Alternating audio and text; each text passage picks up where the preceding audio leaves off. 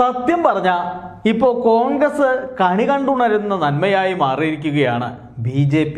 നേതാക്കൾക്ക് കോൺഗ്രസ് വിട്ടാൽ എളുപ്പത്തിൽ ചെന്നുപറ്റാനൊരിടം. അതുകൊണ്ട് തന്നെ BJPയോടുള്ള കോൺഗ്രസ്സുകാരുടെ ഭിന്നത കേവലം വ്യക്തിപരം മാത്രമാണ്. കാരണം രാഹുലിനെ ഇടം വലം തിരിയാൻ അനുവദിക്കാതെ വരുമ്പോൾ വേറെ നിവൃത്തിയില്ലാത്തതുകൊണ്ട് എന്തെങ്കിലും പറയാനുള്ള ഒരു സാധനം അത്ര തന്നെ. അതും പേരിനൊരു വിമർശനം മാത്രം. അല്ലാതെ BJPയുടെ രാഷ്ട്രീയ നിലപാടുകളോട് നേർക്കുനേരെ നിന്ന് ശക്തമായ എതിർപ്പുയർത്തുന്ന എത്ര കോൺഗ്രസ്സുകാരുണ്ട് ഇവിടെ? ചെന്നു കയറാനുള്ള കുടുംബത്തെ തെരുവിൽ പുലഭ്യം പറയാൻ ആരും മെനക്കെടുകയോ ഇഷ്ടപ്പെടുകയോ ചെയ്യാറില്ലല്ലോ. അപ്പോൾ പറഞ്ഞു വന്നത് കോൺഗ്രസ്സുകാരുടെ BJP കുടിയേറ്റത്തെക്കുറിച്ചാണ്.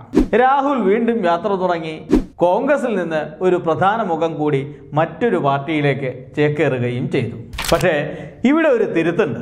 ഇത്തവണ പോയത് BJPയിലേക്കല്ല, BJPയുടെ പിന്തുണയോടുകൂടി മഹാരാഷ്ട്ര ഭരിക്കുന്ന ഏകനാഥ് ഷിൻഡെയുടെ ശിവസേനയിലേക്കാണെന്ന് മാത്രം. BJPയുടെ ജനദ്രോഹ നയങ്ങൾക്കെതിരെ മുൻ അധ്യക്ഷൻ കൂടിയായ രാഹുൽ കഴിഞ്ഞ ദിവസം മണിപ്പൂരിൽ നിന്നും മുംബൈയിലേക്ക് ജോഡോ ന്യായ് യാത്ര തുടങ്ങിയതേ ഉള്ളൂ.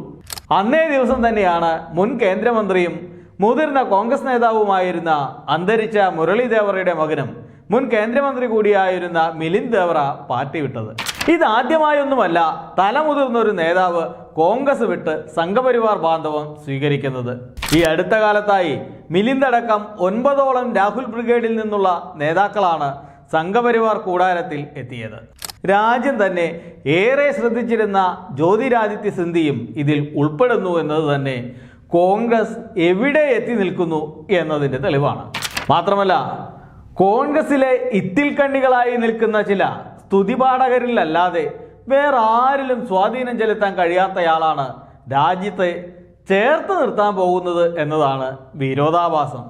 രാഹുൽ ഈ വീടിൻ്റെ ഐശ്വര്യമെന്ന് ഓരോ BJP ഓഫീസിൻ്റെ മുന്നിലും ബോർഡ് പ്രത്യക്ഷപ്പെടുന്ന കാലം വിദൂരമല്ല.